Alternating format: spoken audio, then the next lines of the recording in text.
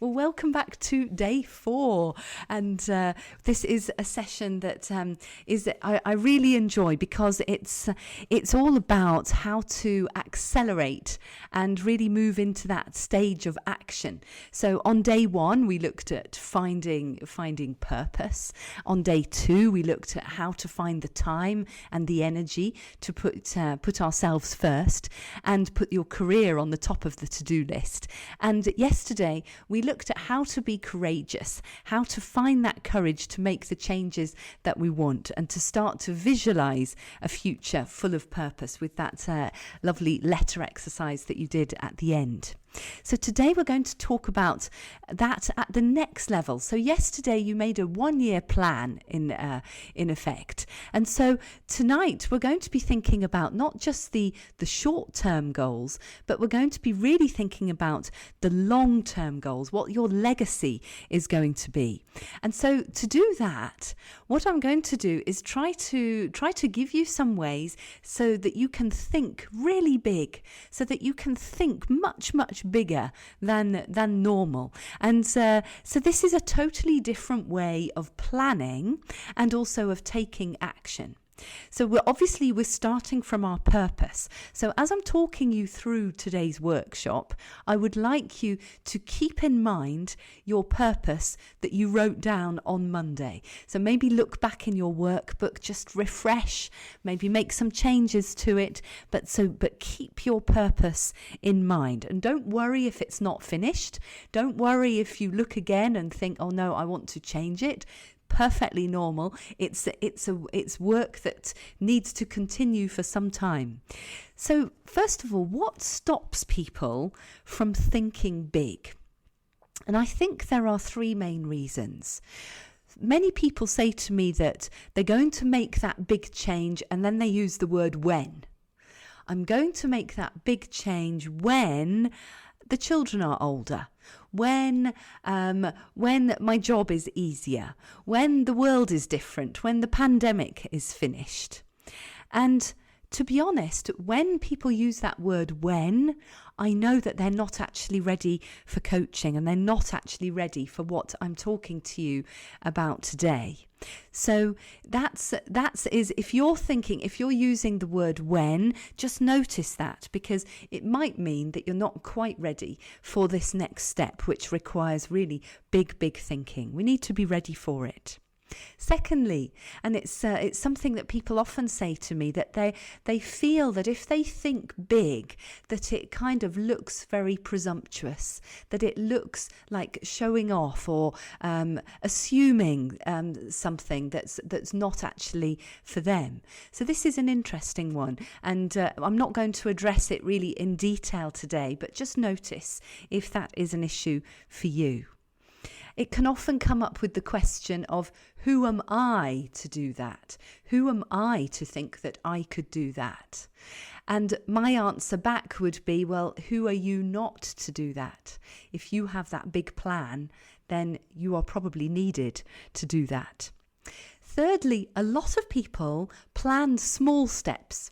And I hear this a lot. Well, the way to succeed is to take small steps. Now, there is truth in that, of course. Like all these things, there is truth in that. You can take small steps and you will get there.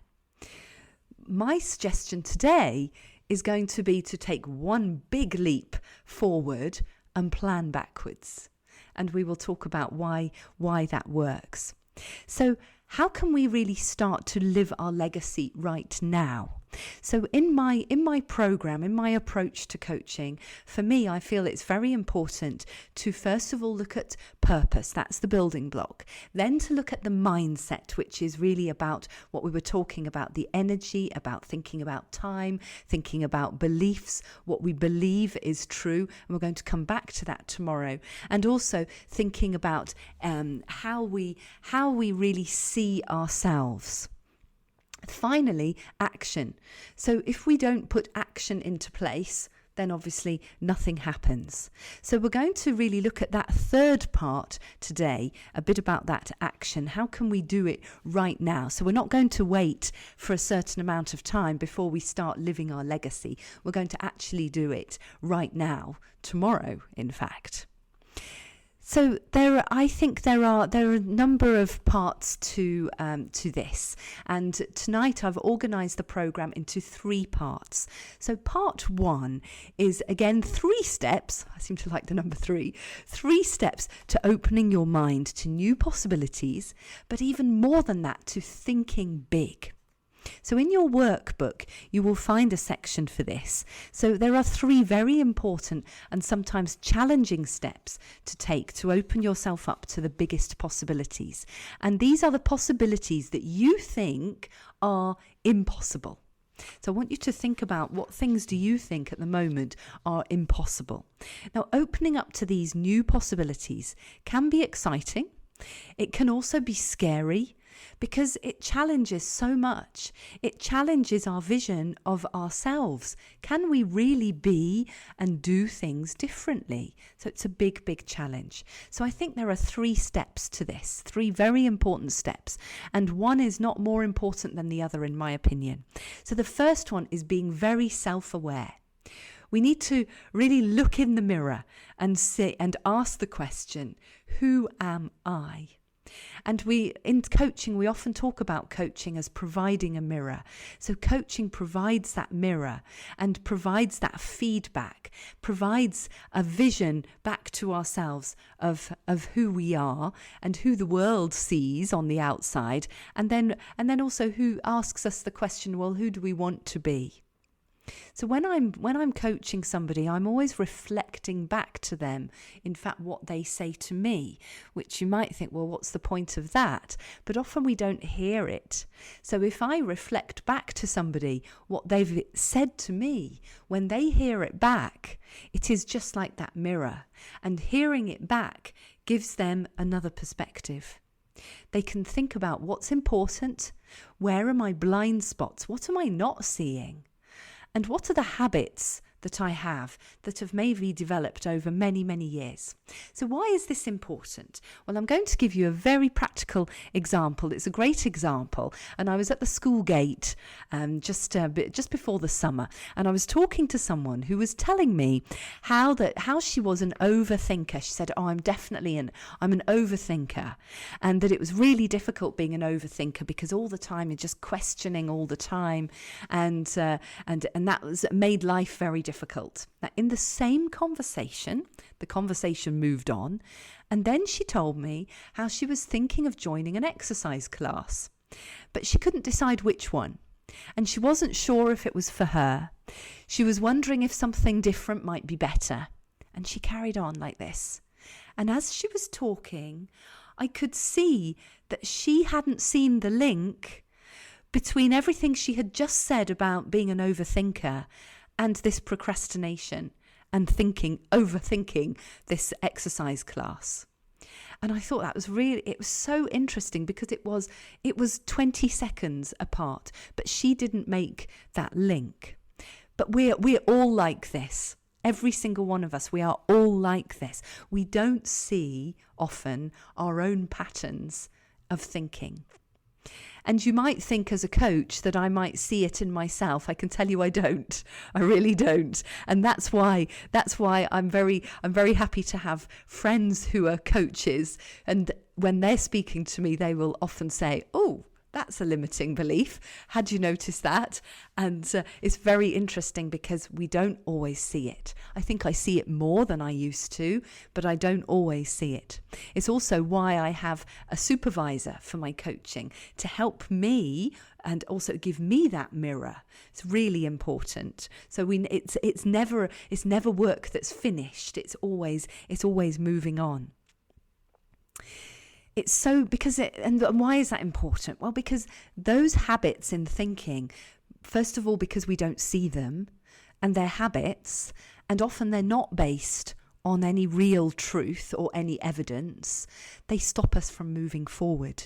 And when we start to unlock those beliefs, unlock that thinking, that habit, that habit of, it could be something very simple like, I'm thinking for me, it might be, well, I'm not sporty. For many years I thought that, really believed it. I'm not sporty. Now I can tell you what's true. I'm not competitive. I could run a race and I don't care if I come last. But actually, I love doing exercise. I love swimming. I love walking. I love trekking. I love trying to play tennis very badly. But I had convinced myself that I wasn't sporty. So that a thought like that can block. So lots of thoughts like that get in our way. So it's very important to start to see what those habitual thoughts are. The second thing you can do is to really look around at other people who you admire and look at their code of behavior. And by that, I mean how they think. How do those people think? So when, for example, if you are thinking you might want to have a certain position. So you might want to be a senior leader or a CEO or a head teacher. So you might want to have that position. So instead of thinking, well, what are all the qualifications that they have? Of course, that might be important. But think about, what is the code? What is their thinking code? When there's a problem, what do they think? When there is a challenge and that they need to solve that with other people, what is that person thinking? How do they approach their work? What are those thoughts that you can then use for you? This is very powerful, in fact, because when we start observing and we start looking for the code, we start to discover where our own thoughts are not maybe helping us, but also gives us the clue to the thoughts that we need to develop and we need to build, and we need to take those on as our habits. And we can do that. We can choose and practice by noticing the old habits and bringing in those new ones. I'll give you an example of one that we can all relate to is if you can remember back when you learnt to drive. So the difference between a learner driver and a good experienced driver.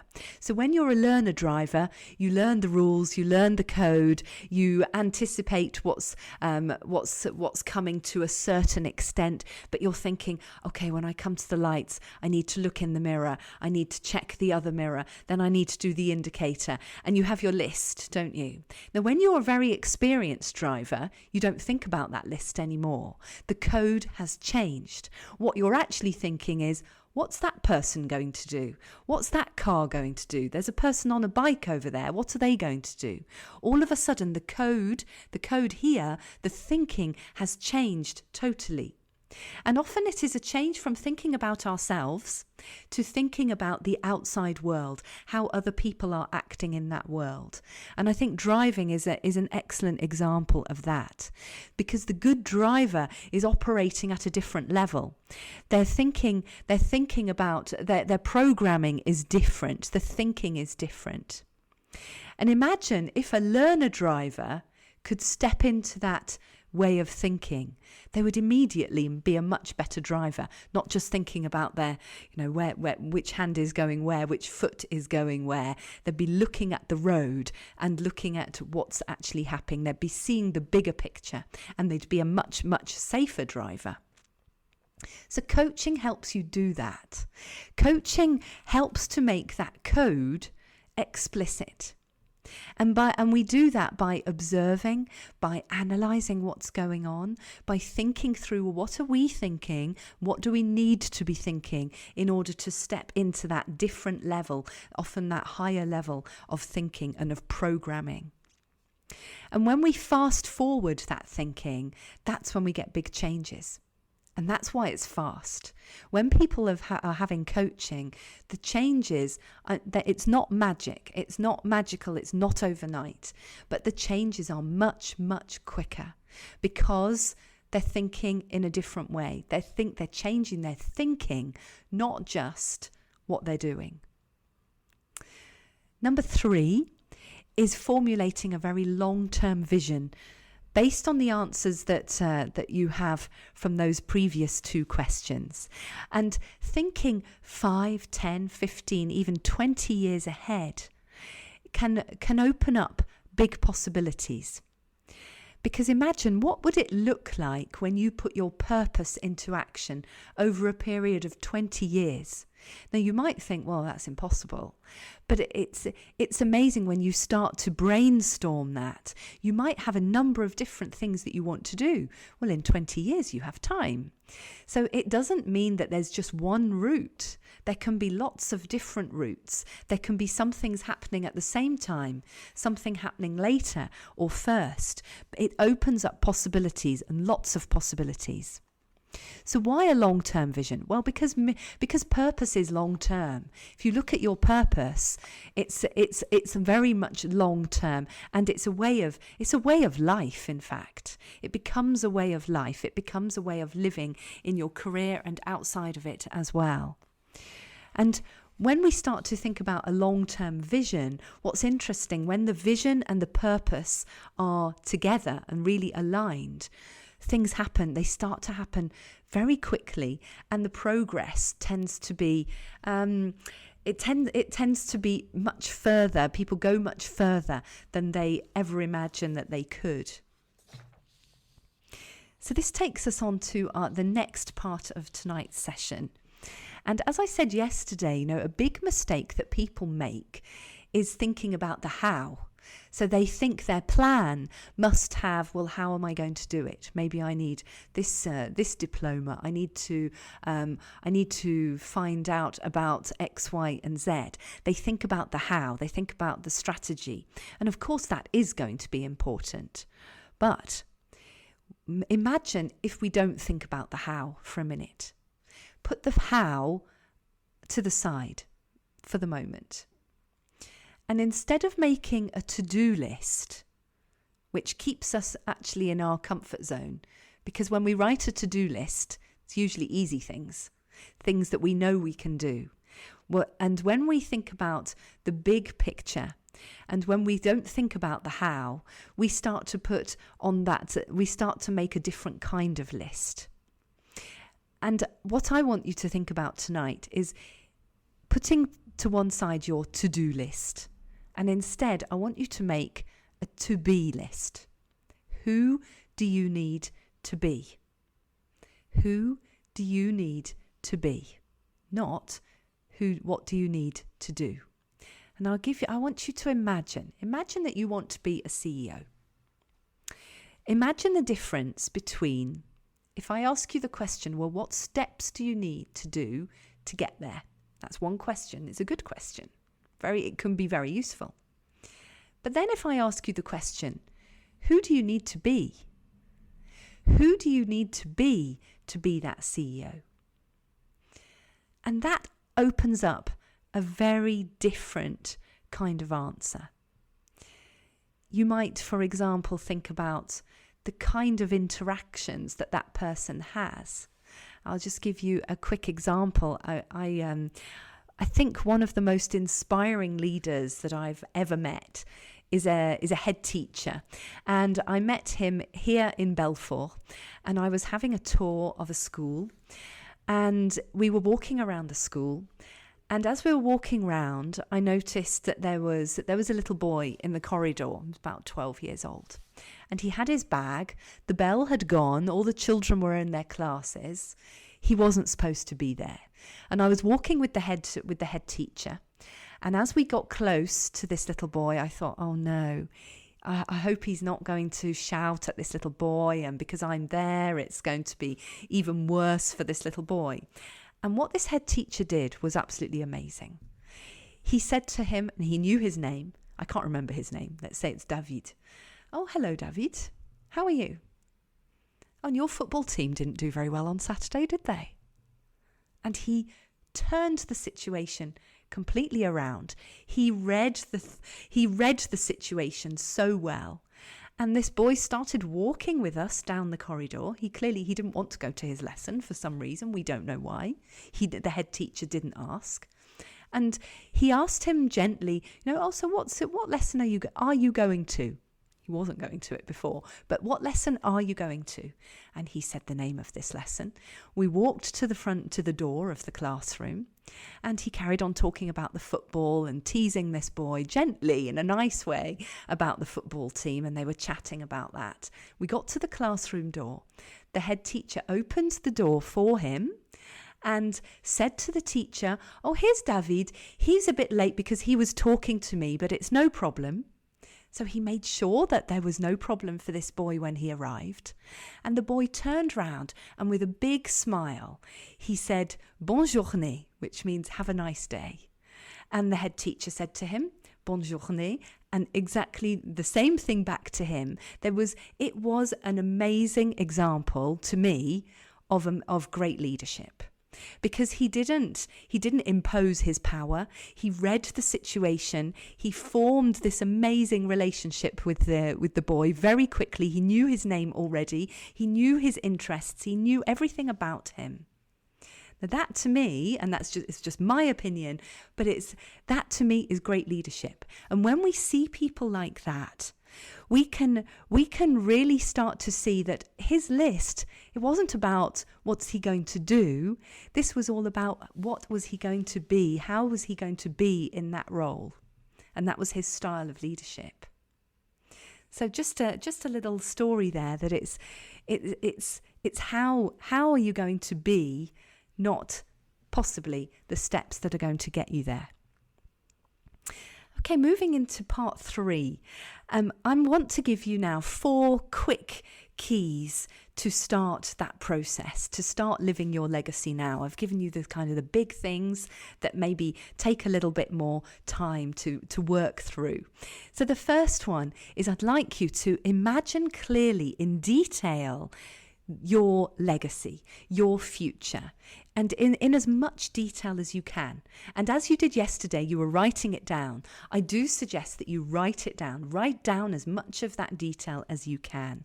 And think about every aspect of your life. I know that lots of you here on the Zoom and those of you listening to the podcast, you're in leadership and you're thinking about leadership. But remember, you are the same person whether you are at work or at home. So think about every aspect, because it's the whole part of you that is important. So think about each aspect of your life. Secondly, get out of your own way. Honestly, leave all of that behind and give yourself permission to think big. And make sure that you believe that it's possible.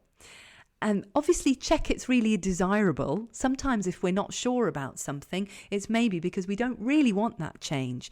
Be aware of that as well. We're not just jumping into big projects without thinking it through. We need to think it through. Check you want it. Check you want those consequences.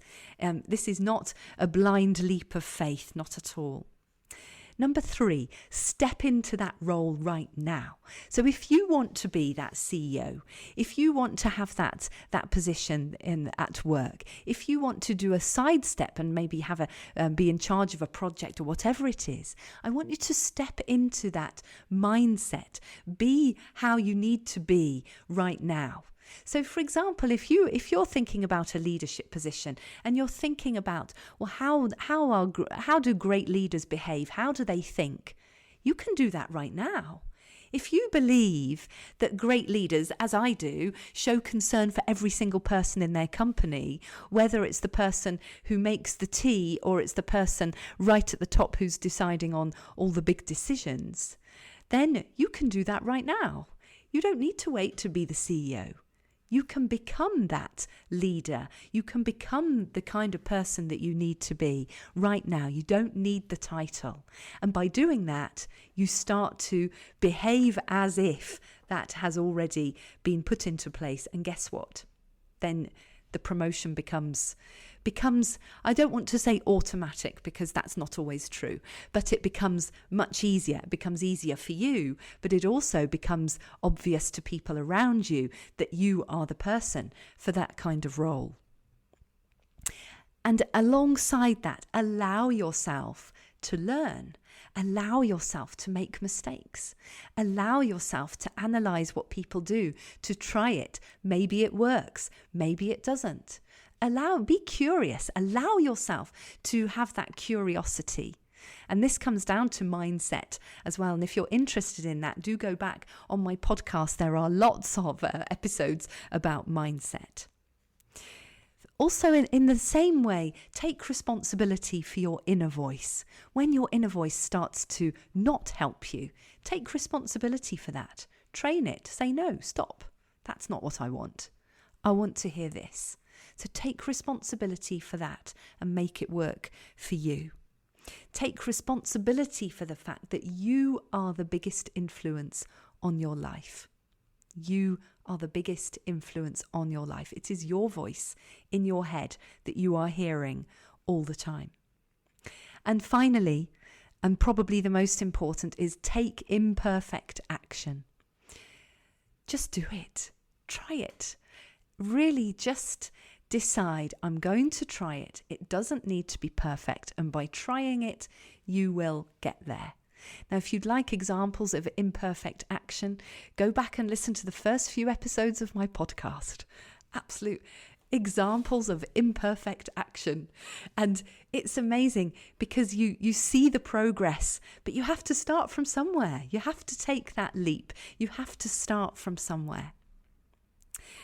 So we're going to now just shift into the second part of this evening, where I'm going to just give you a little bit more information about coaching. As you know, I'm a leadership coach, and I think when I think about the kind of coaching that I do, I think it's a little bit unique, because I think for me as a leadership coach, my clients, interestingly, talk about it in different ways. Some people refer to me as their career coach. Some people refer to me as their life coach, and some people refer to me as their leadership coach. And I think the truth is that I'm all of those three things brought together, and it depends on the client in front of me. So I adapt to them. And I think this is a little bit different, because I think this adaptability means that I don't like to use the word holistic because it's overused, but I think that is what I am trying to do for my clients, and what they tell me, that they appreciate the fact that it is that I see them in their whole person and their whole life, and whether that extends in lots of different directions. It's not a problem. Complexity is fine, and it's reality, and complicated is fine. That's how life is. And I'd just like to talk a little bit about what it means, really. So it is a large investment. Coaching is an investment in terms of time, in terms of energy in particular, and emotions as well. And so it's a big decision. It's definitely not for everybody. And this is why that having a chat with me about it, where I give you the possibility to have a 30-minute coaching call with me, is so important. And I really recommend, if you're interested in coaching, to take up that opportunity, because in that coaching call, we can look at where you are, where you want to be, what the gaps are, and whether coaching with me or maybe with someone else. So sometimes that happens quite often, actually, that I will refer people to another coach, someone with a different specialism. For example, sometimes it's business coaching or something like that. So that conversation is a really important one for us both, to make sure that it's a really good match, that I can help you, that I'm the right person for you, and also that the problem is big enough as well. Sometimes we can solve it in 30 minutes. I have had people coming on a call, and in 30 minutes we've solved the problem. So it's really important. So if you're interested, then do book your call with me so that we can go through that. Finally, before we move to question and answers, I'd just like to say that, being a coach is such a privilege. It really is a privilege to share someone's journey, to share their life decisions, to accompany them, to guide them, to challenge them, to listen to them, to analyse and reflect back, and help to explore options and maximise their learning. It's a privilege. It's fascinating, and I love it. I absolutely love it. And I'd also just like to take this opportunity to thank my clients, who some I know are listening to this. Thank my clients for allowing me to have that possibility to work with them. So now, if you are on the Zoom, do feel free to put any questions that you might have about coaching in the chat. If there aren't any questions coming up there, I do have a couple of questions already prepared that are questions that come up quite often. So is there anything in the chat there? Not yet, but don't worry. If there's anything coming, we can look at those. So a question that often comes up is the difference. What is the difference between a coach and a mentor? Now, and this is an interesting one. Firstly, I think a coach and a mentor both are very useful. And for me, the big difference is a mentor is usually somebody who is an expert in your industry, who is maybe further along the line and who can give you that industry specific advice. So the mentor will usually give replies to your questions. So you ask, what do you think about this? What should I do here? So you're asking for advice. A coach, on the other hand, will ask you questions and you figure it out pretty much on your own. And well, not on your own, you have support to do that from a coach, but it's the other way round. It's not giving advice in the same way at all. It's about challenging and helping you to find your own way through, to find your own path through whatever challenge that you are facing, or whatever goals, wherever you want to go. So that is a really important distinction, and I would suggest that both are extremely useful. And I'm going to be doing a podcast episode very soon, actually, about this idea about creating your own personal board when you're looking at your career development. And part of that is really talking about, well, make sure that you have mentors, people who can advise, people who can help you along the way, who can advocate for you, and also a coach who can help you reflect on where you are and help you to develop those personal development skills. So listen out for that podcast. That will be coming soon. Maybe not next week, but possibly the week after. Another question that comes up quite a lot that people ask me is, how do you choose a coach? So I've just touched on it a little bit, and I think it is really important to make sure that you have a good discussion with the person that you're thinking about doing coaching with. That's really important, because that personal relationship is absolutely key. You need to feel comfortable with that person. You're going to be sharing a lot. You need to feel at ease, and you need to feel that this is going to be a good working relationship. So that's the first thing. The second thing, make sure that they can help you in the area that you want. If you are looking to, for example, start a business, then looking for a business coach is going to be good. If you're looking for somebody to help you with money mindset, for example, there are coaches for that. So there are lots of coaches who specialize in different areas. So make sure you find the coach that matches well. Thirdly, look for testimonials. Read those and see, well, do those clients, does that feel like that could be me? What they're saying, is that what I want? So take time to look at the testimonials, and I would spend time really going through those and making sure that you do feel that there's a good fit for you.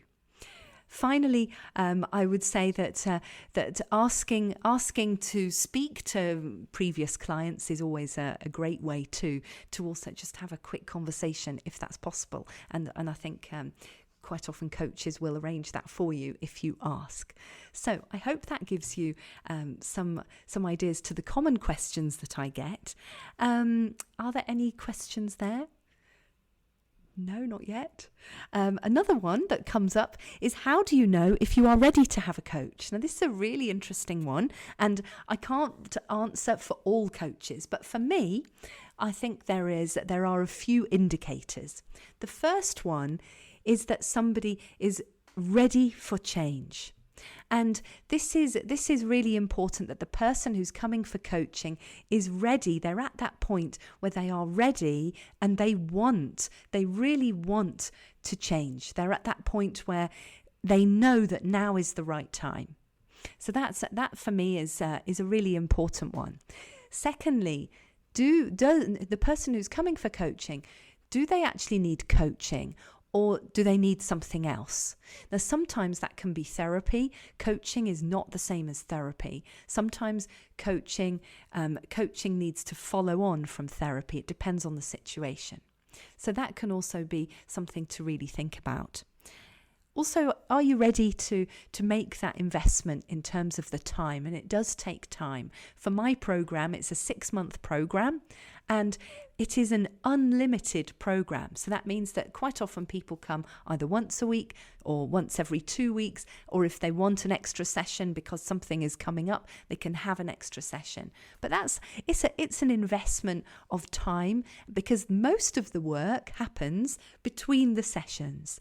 At the end of every session, you go away with action points, things to put, things to do, things to think about. So there's work to do. It doesn't necessarily take a lot of time in terms of hours, but it takes thinking and energy. So that's also something to really keep in mind. Okay, now I don't see any further questions.